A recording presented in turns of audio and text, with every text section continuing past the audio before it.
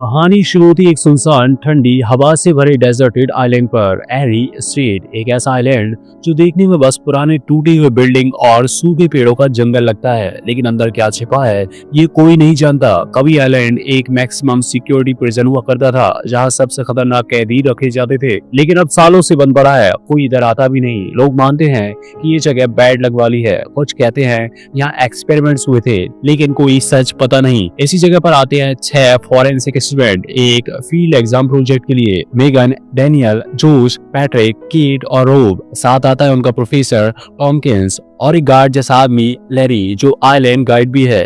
सब बहुत एक्साइटेड होते हैं क्योंकि ये उनका फाइनल टेस्ट है। Red dead bodies, real forensic examination और रियल केस स्टडी। उनका प्लान होता है कि आइलैंड पर ऑलरेडी रखे गए कैडेवर्स का एनालिसिस करेंगे, नोट्स बनाएंगे और फिर मार्क्स मिलेंगे। कोई भी ये नहीं सोचता कि एग्जाम, एक्सपेरिमेंट और डरावनी मौत का फर्क कितनी जल्दी मिटने वाला है। हेलीकॉप्टर में उतरते ही हवा में अजीब सी बैड स्मेल होती है, रोटन मीट जैसा स्मेल, पर कोई पूछने की हिम्मत नहीं करता। प्रोफेसर टॉमकिंस बताता है कि आइलैंड पर कुछ मॉब क्राइम सीन सेटअप किए गए हैं, मतलब खूनी बॉडीज पड़ी होंगी, लेकिन सब कंट्रोल्ड एनवायरनमेंट में है, डरने की जरूरत नहीं। स्टूडेंट ग्रुप में बढ़ जाते हैं और आइलैंड में फैलकर काम शुरू करते हैं। पहले कुछ मिनटों तक सब नॉर्मल होता है। कैट और मैगन एक बॉडी एग्जामिन कर रही होती है जो जमीन में हाफ बरीड पड़ी है। वो बोन्स, बाउंस और स्किन की कंडीशन देखकर कॉज ऑफ डेथ लिख रही होती है। दूसरी तरफ जोश और पैट्रिक एक दूसरी डिकेड बॉडी के पास फोटोग्राफ्स ले रहे होते हैं। सब कुछ बस एक प्रोफेशनल एग्जाम जैसा लगता है, लेकिन तभी फर्स्ट वियर्ड चीज होती है। मेगन को नियर बाय बच्चे से अजीब सी आवाज सुनाई देती है, जैसे कोई क्रॉल कर रहा हो पत्तों के अंदर। वो फ्लैशलाइट मारती है पर कोई दिखता नहीं। कीट हंसकर बोलती है, रिलैक्स, जानवर होंगे, पर आवाज कुछ ज्यादा हैवी लगती है, जैसे कोई इंसान चारों हाथ पैर पर चल रहा हो। धीरे धीरे आइलैंड पर एटमॉस्फेयर हैवी होता जाता है, हवा थम जाती है, पेड़ों की ब्रांचेस अजीब तरह से हिलने लगती हैं, मानो कोई चीज बीच में से गुजर रही हो। रॉब और डैनियल को एक एक्स्ट्रा बॉडी मिलती है जो वहाँ सेटअप के हिसाब से नहीं थी, ज्यादा फ्रेश, स्किन थोड़ी ब्लूइश, नेल्स बड़े और शार्प जैसे खुद ही बढ़ गए हो। उसके क्लोज नॉर्मल नहीं बल्कि प्रिजनर जंप सूट। रॉब मजाक में कहता है, लगता है प्रोफेसर ने हमें डराने के लिए एक्स्ट्रा वक्त लगाया है। लेकिन डैनियल को बॉडी के हाथ पर अजीब सा मार्किंग दिखता है, काले गोले जैसा बर्न मार्क, जैसे किसी एक्सपेरिमेंट वाली केमिकल ब्रांडिंग हो। इधर दूसरे साइड पर जोश और पैट्रिक को भी कुछ ऑफ लगता है। उनकी वॉकी टॉकी अचानक से स्टैटिक नॉइज देने लगती है, कम्युनिकेशन फेल हो जाता है। प्रोफेसर कॉल करने की कोशिश करता है लेकिन आवाज टूट जाती है। सब लोग बेस पर वापस आओ, कुछ गड़बड़ है।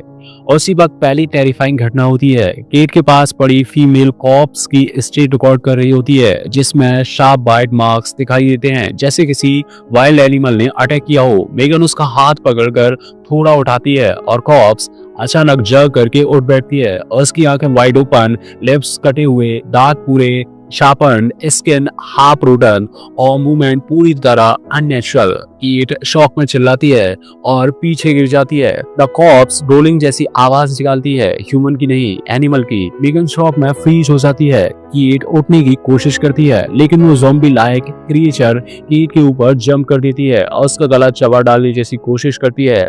मेगन चिल्लाते हुए पास का लकड़ी का शार्प स्टिक उठाती है और पूरे जोर से क्रिएचर के सिर में घोंप देती है। क्रिएचर जमीन पर गिरता है लेकिन मरता नहीं, फिर से उठने लगता है और मेगन भागती हुई कीट का हाथ पकड़ती है। कीट मुश्किल से बचकर निकलती है लेकिन उसके हाथ से खून टपकता है और उस पर बाइट मार्क्स साफ दिखते हैं। इधर दूसरी तरफ जोश और पैट्रिक चीख सुनकर उस डायरेक्शन में भागना शुरू करते हैं, लेकिन रन करते हुए उन्हें पेड़ों के बीच सिलहाउट्स दिखते हैं, कई शेडोज जिनकी चाल ह्यूमन नहीं जानवरों जैसी ग्राउंड पर क्रॉल कर रहे हैं, चारों तरफ फैलते हुए। पैट्रिक डरकर विस्पर में बोलता है, ये बॉडीज खुद चल रही है क्या? जैसे ही वो वुडन केबिन एरिया के पास पहुंचता है, उनका सामना होता है एक बड़े पूरी तरह रोटन लेकिन सुपर स्ट्रॉन्ग प्रिजनर म्यूटेंट से, जिसकी आंखें पूरी ब्लैक और चेहरा फटा फटा। वो पैट्रिक पर जंप करता है और उसे जमीन पर पटक देता है। जोश हिल भी नहीं पाता।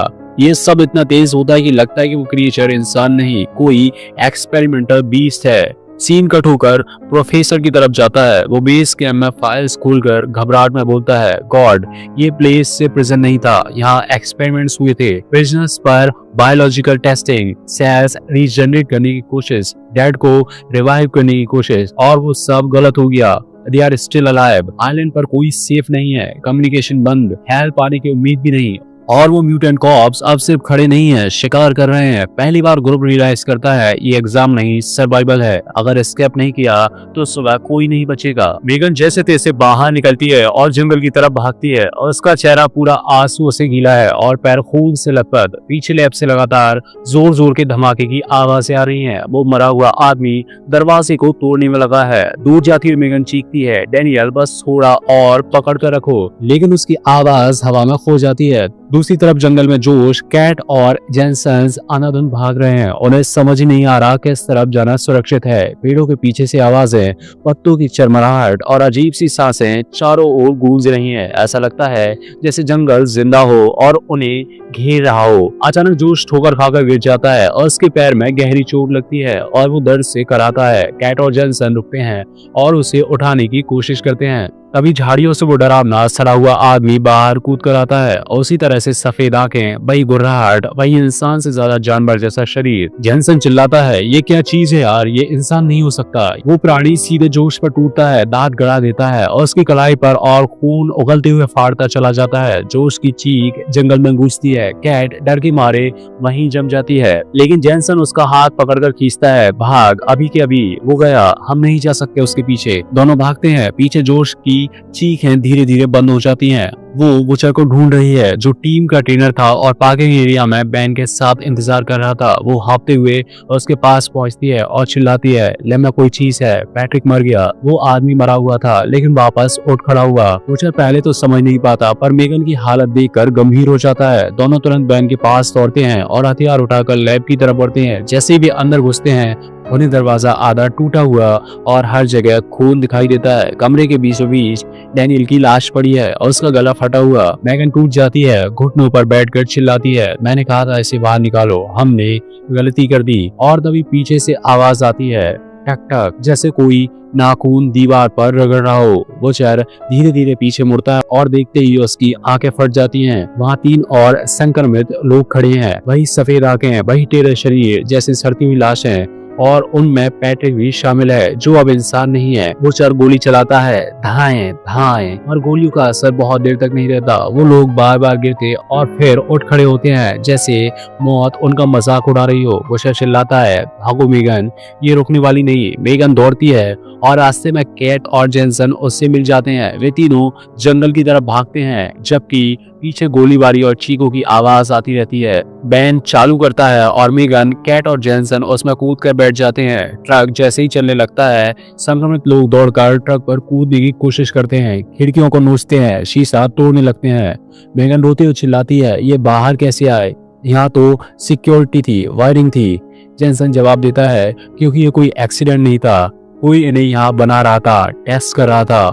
मेगन डरती हुई पूछती है, कौन करेगा ऐसा? जेनसन धीमे से कहता है, सैन्य प्रयोग, बायो वेपन। ये जगह एरी आइलैंड पहले मिलिट्री टेस्टिंग साइट थी। और तभी अचानक बैंड ट्रक मोड़ते हुए चिल्लाता है, पकड़ कर बैठो। सामने रास्ता पूरी तरह संक्रमितों से भरा हुआ है। दर्जनों सड़ी हुई लाशें, सबके चेहरे पर एक जैसी खाली सफेद आंखें। वो ट्रक पर झपटते हैं, कांच तोड़ते हैं, दरवाजा नोचते हैं। मेगन चीखती है, हम बच नहीं पाएंगे। स्क्रीन काली हो जाती है, आवाज आती है, मिशन फेल, क्षेत्र सील करो। और इसी के साथ और आखिरी शॉट, उन संक्रमित लोगों को सरकारी हैजमेट सूट पहने सैनिक घेरते हैं, बल्कि गोली नहीं चलाते बल्कि उन्हें पकड़ते हैं और ट्रकों में लूट करते हैं। यानी जो हो रहा है वो बस शुरुआत थी। और इसी के साथ इस फिल्म की कहानी खत्म हो जाती है। उम्मीद है दोस्तों 13 एरी का एक्सप्लेनेशन आपको पसंद आया होगा। धन्यवाद।